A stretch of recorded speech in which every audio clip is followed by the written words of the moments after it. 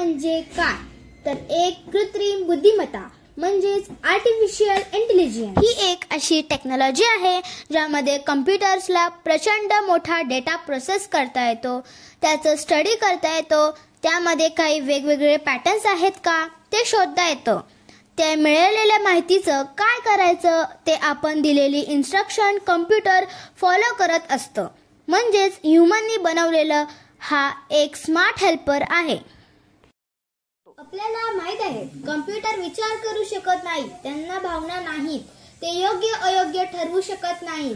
पण टेक्नॉलॉजीने अशा सिस्टीम विकसित केल्या आहेत जे ह्युमन ब्रेन प्रमाणे वागण्याचा प्रयत्न करतात. AI किती ओल्ड आहे आपल्याला वाटतंय त्यापेक्षा खूप पुष्कळ जुना आहे. जॉन मॅकार्थी हे अमेरिकन कम्प्युटर सायंटिस्ट होते आणि त्यांनी 1955 मध्ये आर्टिफिशियल इंटेलिजन्स ही संज्ञा वापरली आणि 1956 मध्ये AI रिसर्च कॉन्फरन्सचं आयोजन केले होते. AIचे गॉडफादर म्हणले जाणारे जेफ्री हिंटन हे 77 इयर्स ओल्ड आहेत.